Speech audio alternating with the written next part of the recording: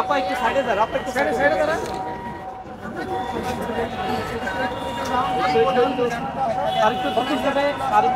আরেকটু একটু পিছনে হইলে তাহলে জায়গাটা ভালো আসবে। হ্যাঁ ভাইয়া,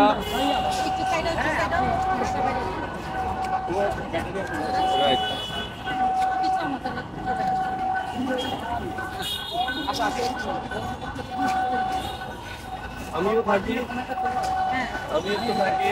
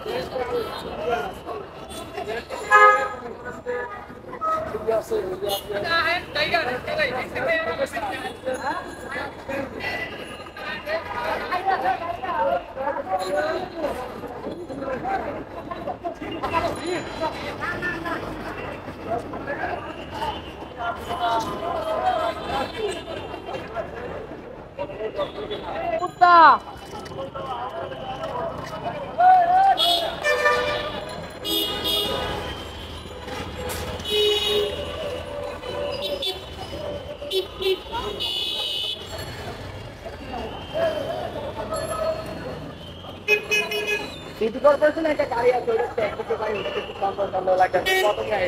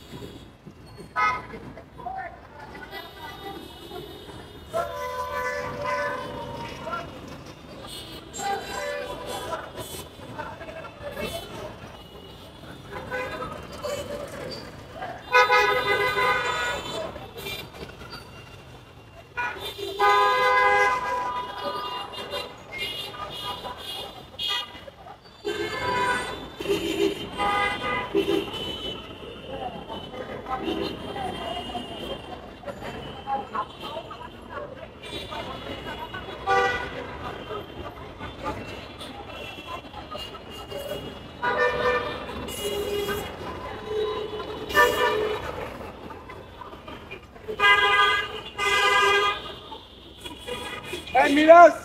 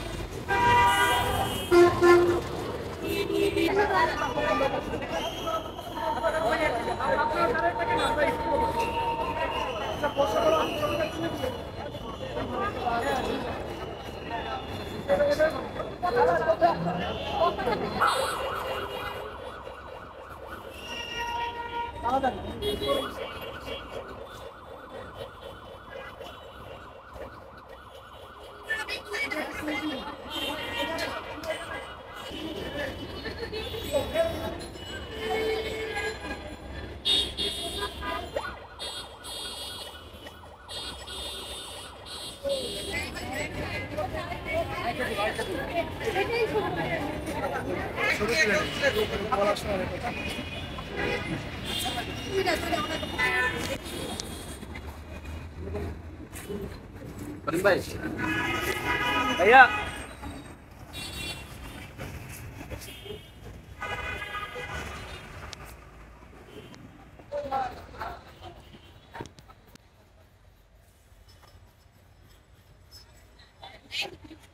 এখন সংবাদ সম্মেলন করেন একটু লিখো প্লিজ তোমার আইডিটা একটু। হ্যাঁ, আমরা একটা আন্তর্জাতিক ক্লাব ইনারভিল ক্লাব থেকে এসেছি।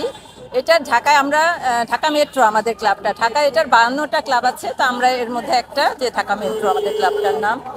তো এই জয় আমাদের মানে এটা আমাদের জন্য একটা গর্বের বিষয়, এবং আমরা সব সময় ওদের পক্ষ ছিলাম, ছাত্রদের এবং ছাত্রদের এই মানে এই আন্দোলন প্লাস ওদের এই স্যাক্রিফাইস, মানে এটা ইতিহাসে লেখা থাকবে এবং আমাদের মনের মধ্যেও একদম আমরা যতদিন আছি এই পৃথিবীতে আছি আমাদের মনের মধ্যে একদম। হ্যাঁ হ্যাঁ, এবং যারা শহীদ হয়েছে ওরা তো এই দেশটা আমাদের জন্য নতুন করে ইয়ে করে দিল, তো ওরা আমাদের মানে গর্ব, আমরা সবসময় ওদের কথা স্মরণে রাখবো।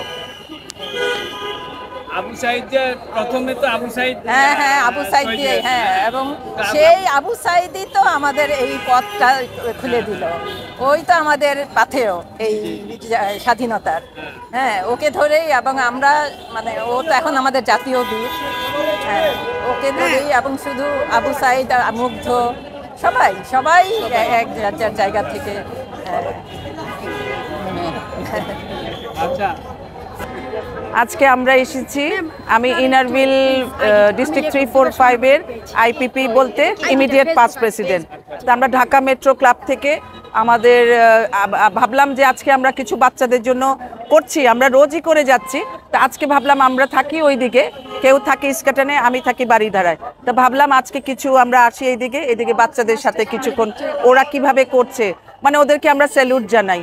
আমরা মারা, আমরা বাবারা যেটা পারিনি, আজকে আমাদের বাচ্চারা কিন্তু সেটা করে দেখিয়েছে, যে স্বৈর শাসকের মানে কিভাবে নামাতে হয়, কিভাবে অত্যাচারিত আমরা হয়েছি এই 14টা বছর, সেটার প্রতিদান কিন্তু আমরা পেয়ে গেছি, তাই না?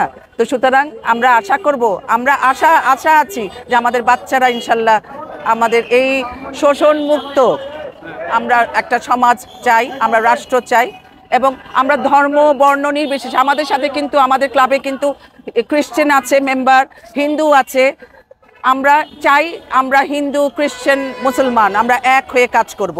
এখানে আমাদের মধ্যে কিন্তু কোনো ভেদাভেদ নেই, আমাদের মধ্যে বৈষম্য নেই, আমরা এক, আমরা বাংলাদেশে, আমরা বাঙালি, আমরা এই দেশে জন্মগ্রহণ করেছি, সেই হিন্দু বলেন সেই খ্রিস্টান বলেন, আমরা বাঙালি, আমরা বাংলাদেশি। সুতরাং আমরা আশা করব যে আমরা সবাই মিলে এই দেশটাকে, আমাদের বাচ্চারা সাথে তো আমরা আছি, ওদের সবসময় ওদের আমাদের দোয়া থাকবে, এবং ওদের জন্য আমরা যতটুকু পারবো ওদের জন্য করবো, এবং আমরা আশা করি আমাদের দেশটাকে আরো আরো আরো উন্নতির দিকে সামনে আগায়।